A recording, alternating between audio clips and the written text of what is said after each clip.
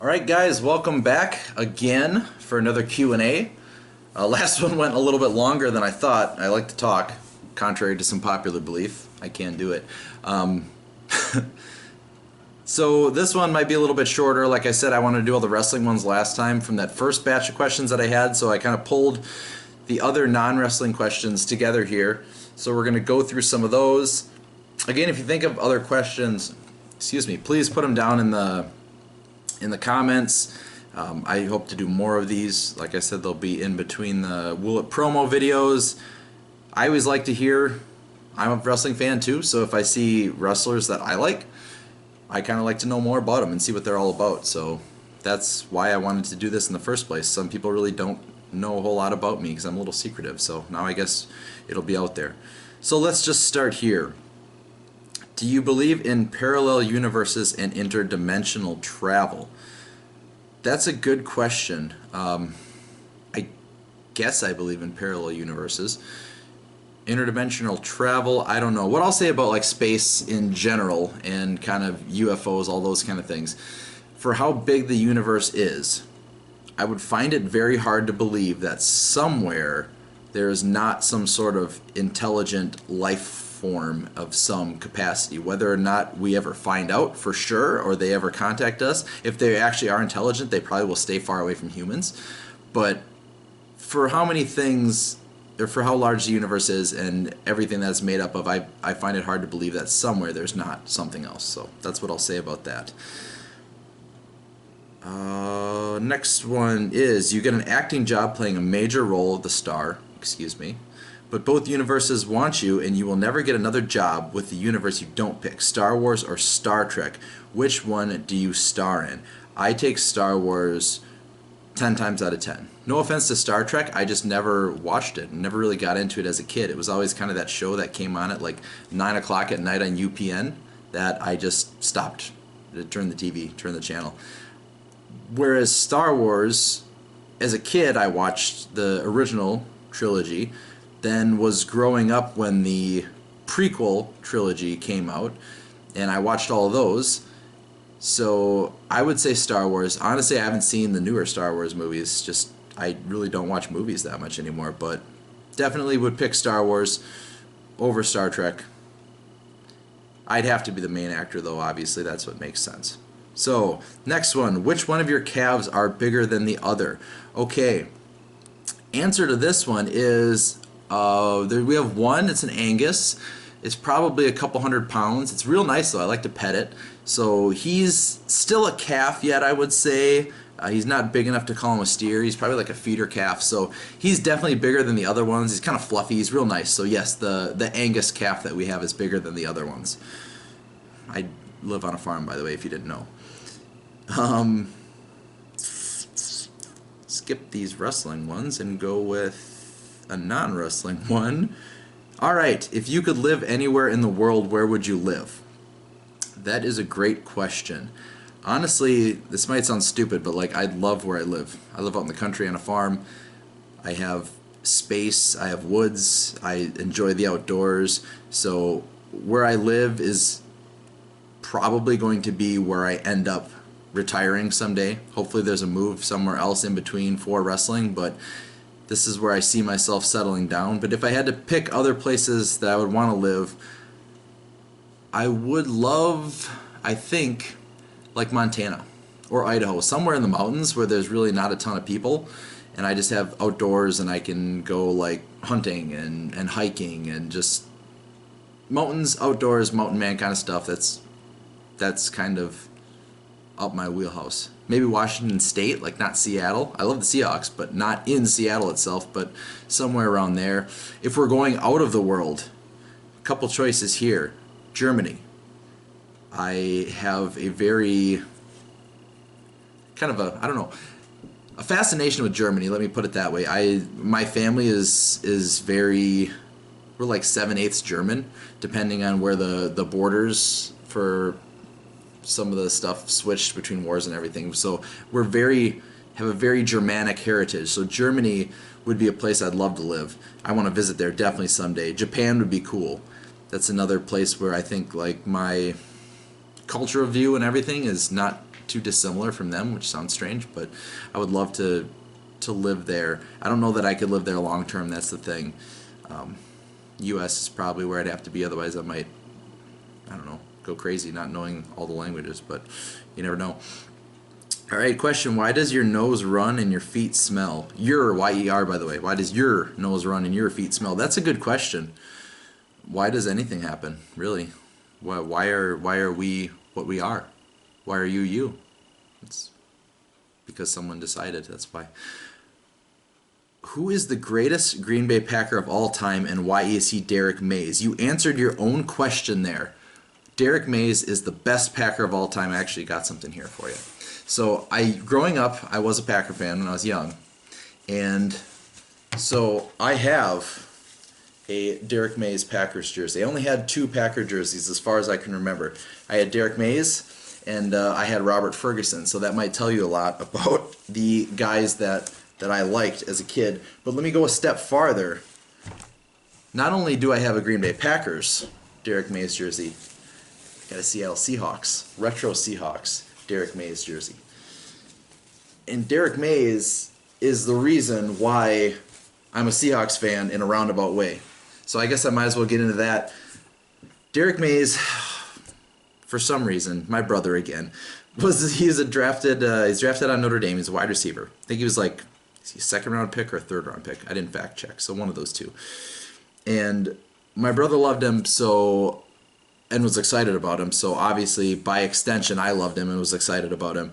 And the guy had like some awesome preseason games, but he never really did anything in actual regular season games, which sucked. But I became a big DMayes fan. So when Holmgren went to Seattle, one of the early things he did was he actually traded for DMayes from Seattle. So my favorite player gets traded to Seattle. I'm going to start paying attention to the Seahawks a little bit. And DMayes actually had a really good year. I think it was either his 1st or 2nd year there. He had like 880 some yards and like 8-10 touchdowns. Like a really good year, especially for him. Flamed out of the league right after that. But once he went to Seattle, I started paying attention to the Seahawks. And then that was when they drafted like Sean Alexander. And Hasselbeck got traded over there too. So I started watching them and started liking their players. And for a while it was kind of Packers and Seahawks together because they were in the AFC. Well, they moved over to the NFC then. And slowly the Packers started to the Packers were overtaken by the Seahawks. And then it was just all Seahawks. From probably early high school all the way until now, all Seahawks. So last 15 years at least, been Seahawks all the way. So yes, DMayes is not only the best Packer of all time, in my opinion, he might be my favorite Seahawk of all time. And I don't think there's many people outside of my brother who can say they have both a DMayes Seahawks jersey and DMayes Packers jersey. If you do, you are of an elite and select club, my friends. So that was a great question. Now, make sure, I think this is the last question I have for this one. It's going to be a little bit shorter, but that's fine. Last one was pretty long. Just want to double check. Yes, it is. Okay, but this is a good one. I have a lot of thought here. So the question is, if you can only keep 5 music albums, which do you choose? Great question. So I do love music. So this is going to be probably based on nostalgia, but if I can only listen to 5 albums ever again, let me just put a little rule on this.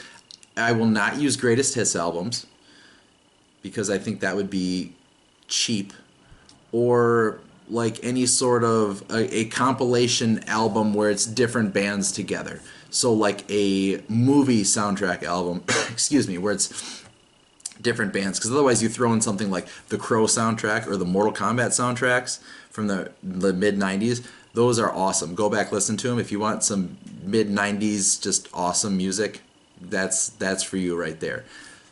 So for me, it's going to be heavily based on nostalgia for me, because like I said, I had a brother that was 11 years older than me, and what he listened to, I listened to. So a lot of my music taste is kind of weird. I basically listen to everything except for like rap.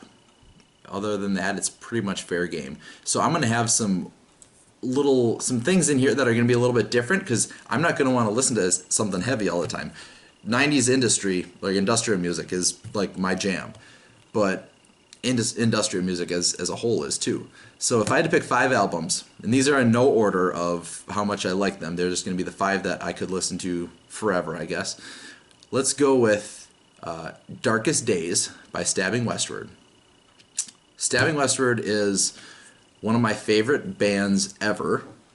It was actually one of my early entrance themes, was a song by Stabbing Westward, Save Yourself, which is off that album. That album, I remember as a kid,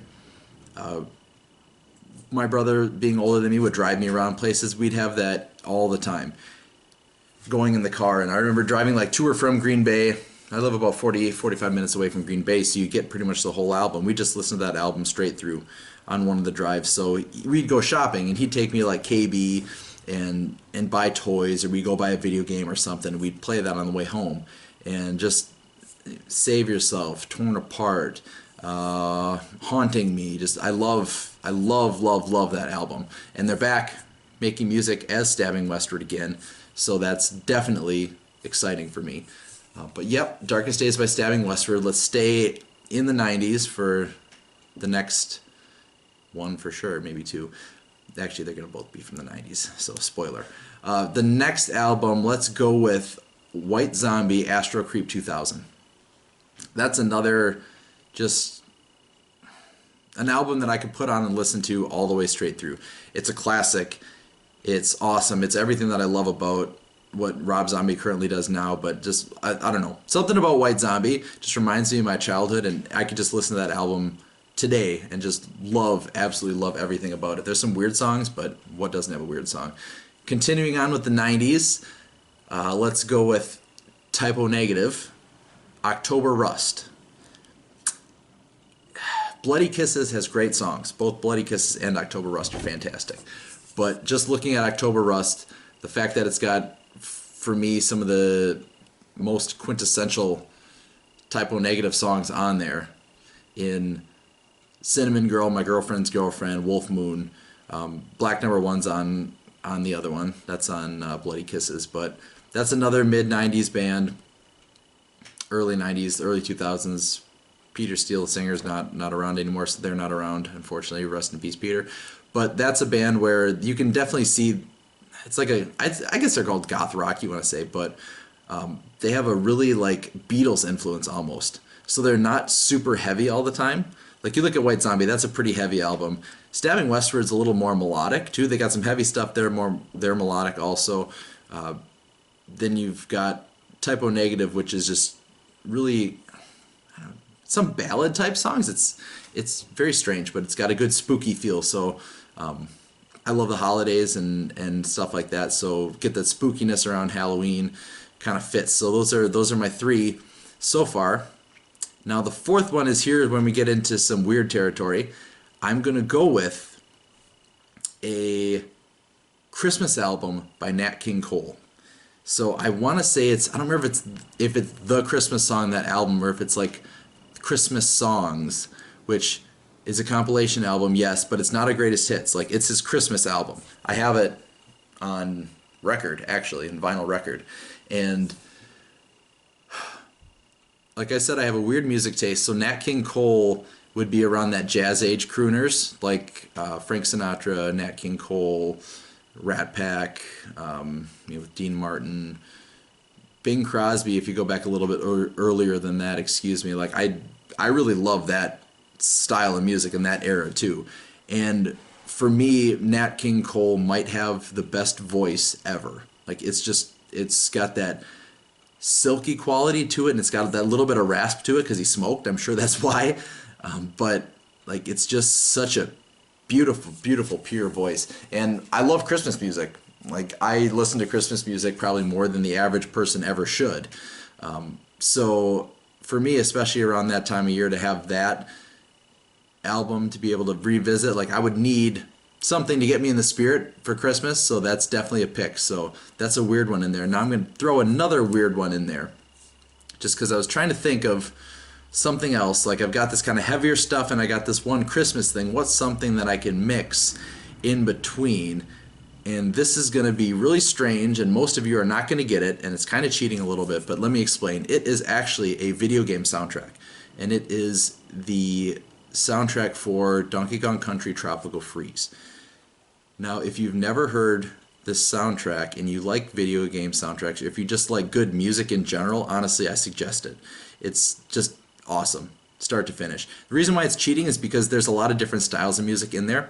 There's some stuff that sounds more like kind of tropical, because obviously it's a video game, so there's different levels. There's like ones that sound more African style, because there's African like bass levels, kind of like Lion King type stuff, whereas that the Just Can't Wait to Be King kind of stuff like mixed in there. There's snow stuff, so there's kind of Christmassy sounding. There's some like jazz sounding stuff. There's underwater stuff. It's kind of cheating, but to be able to mix in with the heavy stuff, that's what I'm going to pick. It's like I when I have to work or when I'm doing something else on the computer, I'll put something like that on. I'll just sit there and listen to it, even though there's no lyrics. Just kind of background noise, background music. That would be one of the 5 albums that I would pick, which is strange for some people, but if you haven't listened to it, go listen to it. David Wise is the one that did the soundtrack. He's fantastic. So, just to recap, we have Stabbing Westward, Darkest Days. We have White Zombie, Astro Creep 2000. Typo Negative, October Rust. The Nat King Cole Christmas album, whichever one it's called, I can't remember. And then the Donkey Kong Country Tropical Freeze soundtrack. Now, if those were the 5 that you thought I was going to say, you are scaring me right now, because I don't think anybody else in the world would pick those 5. But hey, that's what I picked. That was your question. So that's what we did. So that's going to be the last question for today. Again, if you have more of them, please put them down in the comments. I'll be putting them together as I go and making more of these videos. Hopefully maybe some of these inspired you for some more questions that you want to know about me. Go ahead, ask away. If I don't answer them, that's either because I missed them or because I didn't like them. But honestly, I'll probably answer just about everything that's on there. So again, thank you for watching. Until next time, as always, live Weapon Next.